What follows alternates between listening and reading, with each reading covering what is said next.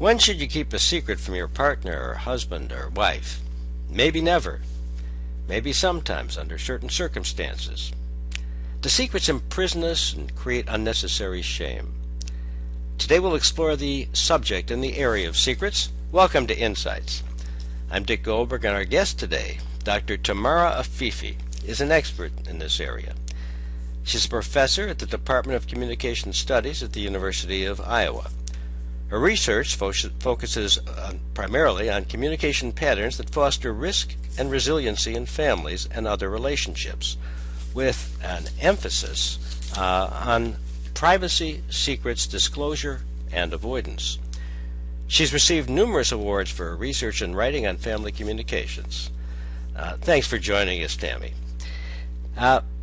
Tammy, is there a human being without a secret? Well, yeah, I'm sure there are human beings without secrets. I mean, our research shows that generally it hovers around 90% of people have a secret of some sort, and they're not always negative. They can be positive, like you're keeping a surprise from a partner or a birthday surprise or something like that. Or a lot of people keep their pregnancies a secret in the first, trimester. Yeah. So they're not always negative, and a lot of them are just neutral. They just don't feel like it's anybody's business, for example. Really? But no one carries a secret for a lifetime, like I'm really a great singer, but no one's going to know it or something? No, I mean, generally, yes. Secrets tend to be a lot more negative than just avoiding a topic, because people are generally keeping them secret for a good reason. Mm-hmm. So, yeah, they do tend to have a more harmful effect than just simply avoiding a topic. When you say they have a more harmful effect, in what way? Well, I mean, for example, as communication scholars and as relationship scholars, one of the things that we study that's different than psychology, for example, is we look at how people think others are going to respond to a secret and then how they actually respond after people have revealed a secret. So there's a lot of research that shows that, people keep secrets for really good reasons.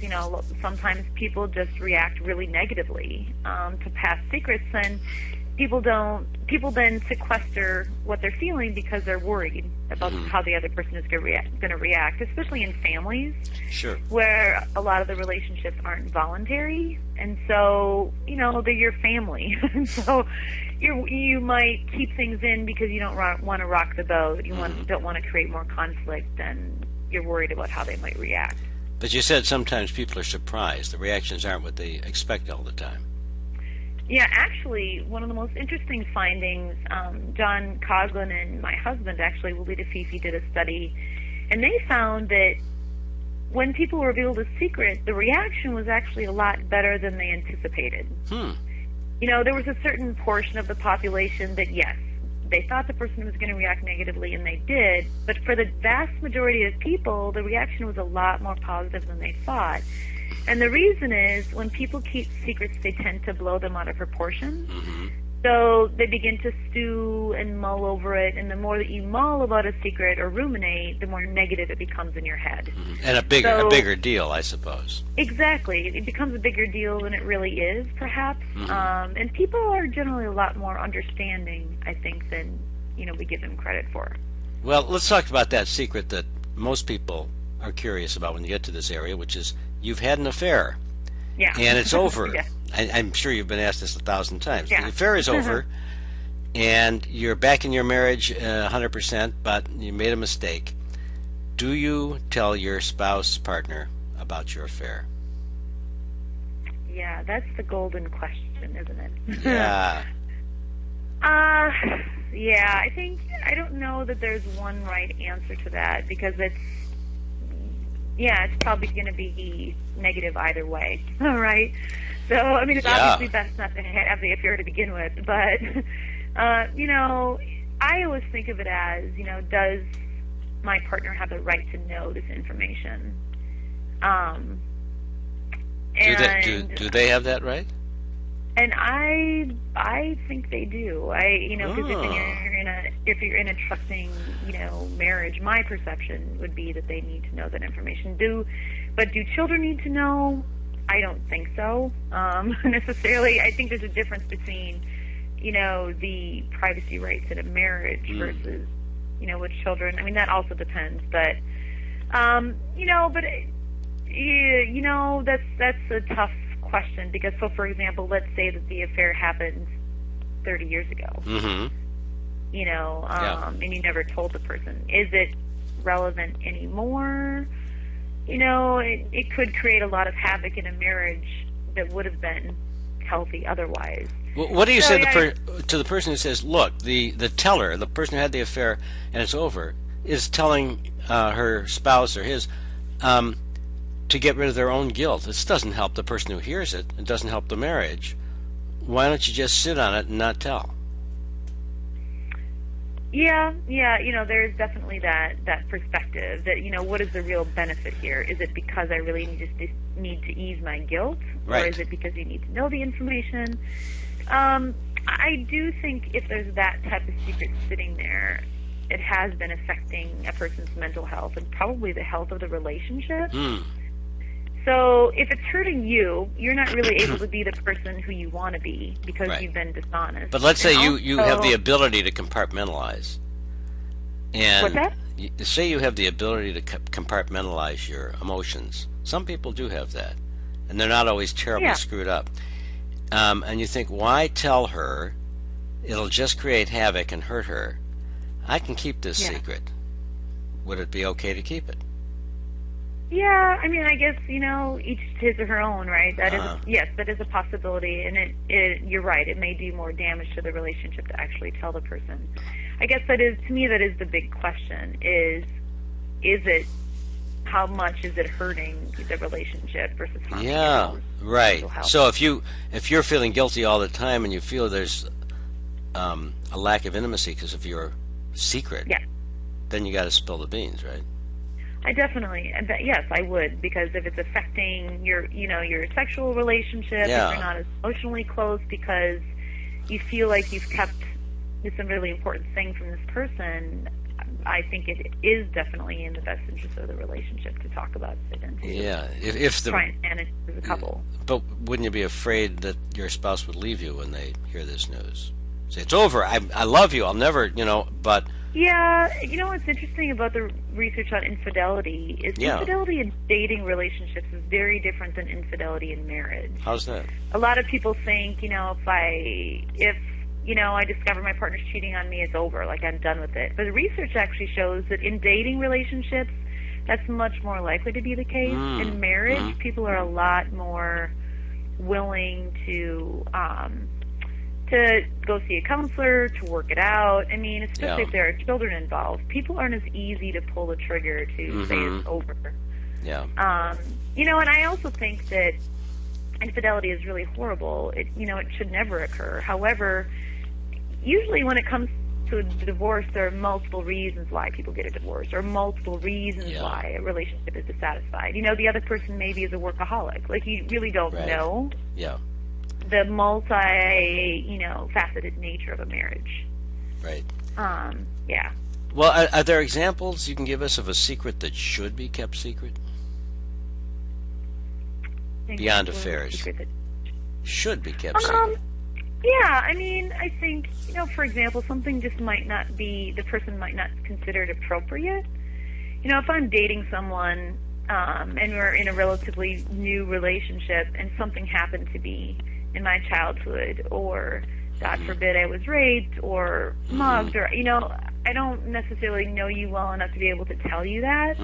If we've been dating a really long time, or married or whatever, and at that point, it's probably best if you do know, so that you understand, like, my history, my relational history, my mental health history. But it'd be interesting if there's a scale that rated people on openness and closedness.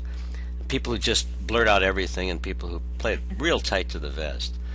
But I would think there's a big difference in personal style as to who keeps secrets and who doesn't. Yes, there's actually some research in psychology on personality differences, that some people are just high disclosers and other people are high concealers. And most of the research shows that if you tend to be a high avoider or a high concealer, you tend to have a more difficult time coping. Why is that? With stressful situations, because you're not as likely to seek support. You're not as likely to problem solve. You're not as likely to show your emotions, to be able to relieve yourself of the stress. For a lot of people, when they talk about something or even write it down, it's cathartic. Not always, again, because it depends upon the response. But generally, research on health has shown for a long time that if people are able to talk about it with others and stuff, they're able to cope better with general life stressors. Yeah. Yeah, I wonder, do you feel badly for people who are carrying secrets that and suffering shame? Well, yeah. I mean, I think that's has huge implications for mental health, right? Yeah. So there, a lot of James Pennebaker's work in psychology has shown for years that people who have experienced traumatic events, just writing the trauma down on a piece of paper actually can improve their health. Improve their immune functioning. It makes them sick less often. Because you're harboring a secret, people tend to become preoccupied with it. It can kind of, run their thoughts, determine everything they think about. It becomes a lot bigger than it is, and people become very stressed, as a result. But again, those are pretty big secrets. Yeah. Everyday secrets that aren't quite so major may not affect you. All right, this is a little off the wall, but let's say a boy at 15 had sex with an 11-year-old girl, and he never told anybody, and he's been keeping this secret his whole life. Should he tell anybody? I don't know why he would necessarily need to. Because it's hurting him. Because he's feeling tremendous shame. Well, if he's feeling tremendous shame, yeah, for his own mental health. But in terms of, do other people have the right to know? I don't know. Maybe his potential partner at some point, if that person asks and wants to know. But yeah, if he's feeling shameful about it, yeah, it would be good, to talk to someone, especially someone in a safe environment. And that's why people often disclose to counselors, because they're supposed to be neutral. Right? Yeah, so, yeah, right. I mean, I guess what I'm getting at is, what if you've done something that's a crime? You got away with it. And it could be something like this. Maybe you were 17 and had sex with a 14-year-old, or who knows? Yeah. I mean, there are a lot of different ways you might have done a crime that you're ashamed of. Well, in the former example, I wasn't thinking it was a crime, just because it was like right. 15 and 11. But, again, it depends upon the circumstance. Was it a crime in terms of like legal standards, or was it two teenagers, fooling around and got carried away, or was it rape, or technically yes. But there are many people that this person could tell. They don't have to necessarily go to the authorities and tell the authorities. They could actually tell a parent, or they could tell a sibling, or they could tell a friend in more of a safe zone. Like, basically my research shows that the more afraid people are to talk to someone about something, the more likely they are to use indirect methods to reveal it. Like what? So the more negative I think a person is going to react, the more likely I am to reveal it in like an email or a letter. Or you're hiding. Or I'll or I'll hint at things. So let's say that I have had sex and I don't want my parents to know, and I'm a teenager.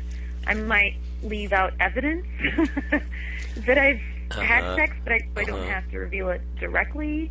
Yeah. The only instance where that's not true is when the topic of the secret is so important to the person's identity that to reveal it indirectly would be hurtful to themselves and others. So, for example, if I'm gay, people actually are much more likely to reveal it face-to-face because it's so important to their identity. But they'll use multiple methods. So they'll reveal it face-to-face, but they'll also they often tell siblings before they tell parents, and they'll often tell mothers before they tell fathers. Because they're trying to ease into it, they're trying to garner support. They might use hypothetical scenarios. A lot of people actually come out nowadays on Facebook. Because it's one way to basically disclose to potentially hundreds of people at the same time. Wow. And then is that a good method? Is that a good method? Yeah. You can just defriend me, Yeah. So you see who's with you and who's not. Yeah. But that's been, I'm sure, a source of suffering for young people who are gay, and let's say they're in high school or they're 14. I assume over time It's less a source of suffering. Yeah, and what I think, often happens is, for example, they go off to college and they find people at college who have the same experiences, have the same feelings, have also been in the closet. There's a much larger population probably of people who, are like them, who are supportive of their situation. And sometimes just even in high school, or finding those people who can empathize and can understand with them gives them more courage to actually come out to their family and to other people. And just even one supportive family member can allow them to disclose, and that person in turn can help them bridge with those other family members. The interesting research on the coming out process too is that it is really a process. It occurs over multiple comings out. Sometimes people come out the first time and their parent doesn't quite get it. So they think that it's just a phase, or that they'll eventually come around, and so the child feels the need to come out again. So they might use a different strategy the second time to try and get the point across. But the research also shows that even if your parent reacts negatively when you first come out, that attitude often changes within like a 2-year period. I think, sometimes parents might be a little bit shocked because their idea of this heterosexual marriage with their biological children kind of comes crumbling down. Yes. So they need time to really think of a new schematic, think of a new way of envisioning it. And over time, most parents end up coming around and giving. So if you're going to lay out a how-to to young people who are gay, how to come out from your research, what does your research show as a guideline?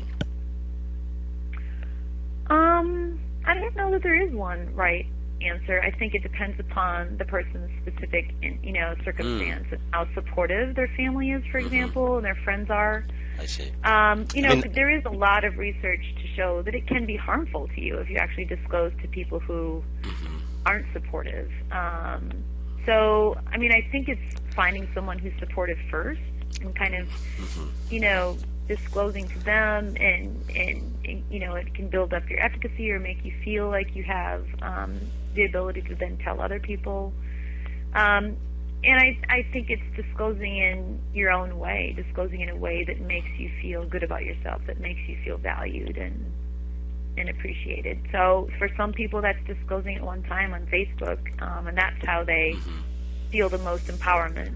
And for other people, it might be disclosing to someone they trust one-on-one first. So I think it depends on everybody's situation. Speaking of disclosure, another type is confession at a church, at a Catholic church. Have you looked into that at all, what confessions of secrets does or doesn't do for people in that environment? Actually, no, we haven't at all. I don't even know. I'm not familiar with research that's looked at that at all. It tends to be, a lot of the research in psych tends to be with, the original research in like the 1970s. A lot of that with Gerard was looking in therapeutic settings, but never with, not that I know of, with clergy or anything. Yeah. Any thoughts or guesses about what you'd find if you researched confession and what it does for people? Because I assume what you're confessing, you haven't told anybody else. And I'm sure that it's also very therapeutic because it, it has a similar type of effect of catharsis. However, I think religion is an interesting thing. I think, for example, we know through the research, religion gives people a lot of hope. And it is inspirational, and it really helps people cope with difficult circumstances, because one of the things that it does is it gives you a sense of control, right? So if I don't know what to do, I give it up to God or Allah or whoever you're talking about, and it gives me a sense of control.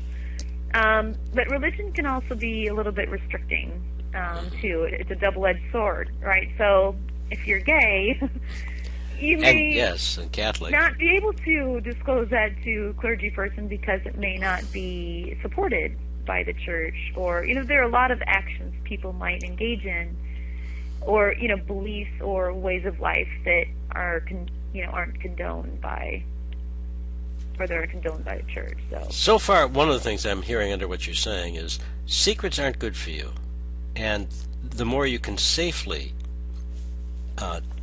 get them out, the better you'll feel. Is that fair? Yeah, I mean, in general, yeah, most secrets are kind of unhealthy, but not always. Sometimes it's actually worse if you reveal. Like there's some Yeah, interesting research. but it's still That, painful. It's still yeah, painful to have the secret. it's still painful because it often means that the person who you're talking with, you may not have the type of relationship where you feel like you can Right. reveal it. Right? But if So you it's still can, painful. if you can get that off your chest with people who are safe, it Yeah, sounds like you're then almost it's always better. better off to do that. Yep. I couldn't think of the name of this book, but some man solicited secrets from all over the country and got tons Uh-huh. of postcards. Do you know what I'm talking about? Yeah. Oh, good. I think it's called Post Secret online. Yeah. Yes. Have you looked into Yeah. that at all? I did a number of years ago. I just went online just to see what that was about, and yeah, it was really interesting. Yeah, but nothing you can from that long ago you can share with us that you discern from that. No, I think that is a really interesting outlet because it's anonymous, Uh-huh. right? Anybody can post anything about anything that's ever happened. I think that is a really good outlet because, you're not going to be judged, Mm-hmm. right? It's just out there. You can look at it again, like you can go online and look at it online. So I think that is a good outlet. Yet some of them were pretty heavy duty secrets, as I recall. I Yeah. didn't read the whole book, but kind of like I had sex with my father all the Yeah. time, or I had all kinds of things that were very big that they'd never told Right. anybody. Right.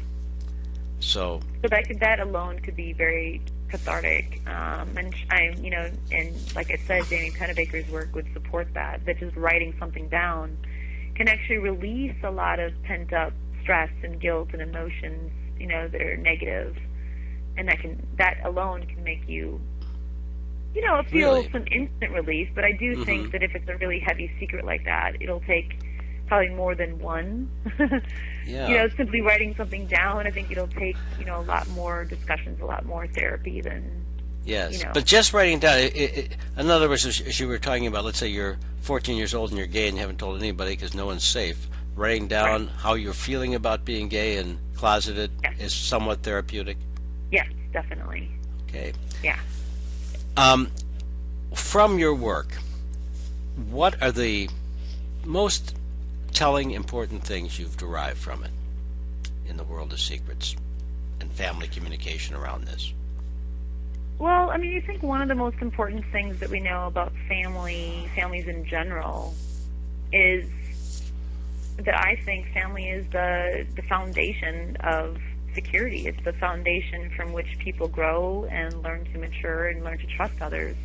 Just the basic research on attachments, right? Mm-hmm. That children learn to trust other people. They learn to give love and receive love freely. Same thing with affection from their parents, from their primary caregivers. Well, that doesn't necessarily need to be their parents, but so the importance of parents having rules and guidelines and structure and respect in their family, but at the same time being very approachable, being very open to discussion.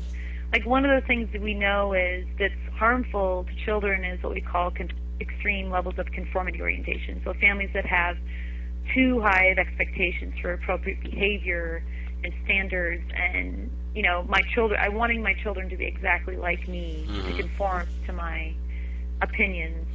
That tends to predict things like suicidal tendencies, feeling lower self-esteem, feeling bad about oneself. And we know that people are much less likely to reveal secrets to parents who they feel have these really high standards for appropriate behavior that the child may not be able to meet. Yeah, we'll accept you and love you if you meet our standards. Exactly. And we also know that families that are more open in their communication patterns tend to have children that are more likely to come to them when they're stressed or they're distraught, or and so in a family, for example, being able to talk about literally anything, sex, Wow. drugs, politics, religion, and kind of what I tell parents is, when your child comes to you with something, try not to overreact. It's like your first instinct. Uh-huh. Try to kind of be more neutral and listen to what they have to say. So if your kid comes to you and says he's 12 years old, says, I tried pot today, Mom, and it was pretty cool. Yeah, I mean, well, I would be ready to bounce off the walls myself. Uh-huh. But here's I think the issue is that I think if you have an open like communication pattern in your family, your child is more likely to come to you with a whole host of issues, and they're actually less likely to engage in risky behaviors. Mm-hmm. Yeah. So your child is actually less likely to do pot when you talk openly about issues, and that's unlike what people think. So parents, for example, think, gosh, if I talk to my child about sex, they're going to go out and want to have sex. Mm-hmm. And the research actually shows the exact opposite. Mm-hmm. Why is that? Well, there is some research to show that when parents talk a lot about sex, the child is actually going to go out and have more sex. But what that is modeling. So if the parent is promiscuous, the child is more likely to be promiscuous. So that's what that research is about. But most of it says that if I'm an approachable parent, so for example, when your child is like 2, 3 years old, yeah, they should know the parts of their body. They should be able to articulate just, that I have a vagina, or, and not be embarrassed about their body, right? But they also need to be able to decipher what's public disclosure and what's private disclosures. But children will come to you with questions about sex, and not to be embarrassed about it, but just to have a conversation that's appropriate for their age. Yeah. So sex shouldn't be a one-time discussion. It should just be a very natural, ongoing process that becomes age-specific over time. So you have to be a safe person to talk to, non-judgmental. Exactly. Right. Exactly. And then, and the point is, you can still be extremely conservative in your attitudes, but be open, but talk to your child what we call like inductively from the bottom up. So instead of saying like, I know you would never even think about having sex, right? I mean, that's a very, leading question. Right. Instead of saying that, saying, what are your thoughts about when it's the right time to have sex? And let the child lead the discussion, and then you can interject your thoughts and say something like, well, what my thoughts are you okay hearing my thoughts? And then you'd say something like, well, my thoughts are that when you have sex, that comes with a lot of emotion. It comes with a lot of responsibility. And then you can go on in a conversation about, maturity and age and when is that right time and why. And what happens is, if a child is in that moment where they're kind of making out with a partner, they're actually more likely to stop and think, hey, yeah, I had that conversation with Dad the other day. Maybe I should wait. Yeah. Maybe it isn't the best time. How is that different from a marriage in terms of making people feel safe to say anything? Husband and wife. I don't know that it is that different. I think that you need to be open and supportive, and your marital partner should be your go-to person. The most important thing in a family is the marriage, is the partnership. Because if that isn't solid, everything else in the family begins to kind of, go awry. Is it safe to say a model of a healthy marriage is one with almost no secrets or no secrets, that the more secrets, the more unhealthy the marriage? I mean, keep in mind that like 90% of people have secrets. So everybody has secrets about... Well, but you said it's like a surprise for your husband's birthday, you're keeping a secret. That's understandable. I mean a secret, not like a secret for a couple weeks. Something kind of silly, that you spent probably a little bit more money in your fantasy football league than you should have. But it's not like a big deal. Or the wife went out and bought a sweater, but it's really not a big deal. I mean, it's not gonna, necessarily, ruin the relationship. But we're talking about big things, yes. The more secrets you're harboring that are really negative, yes, that isn't good for a marriage. Before we finish, is there any takeaways you would like listeners to be sure they hear, so they can have a happier, richer life?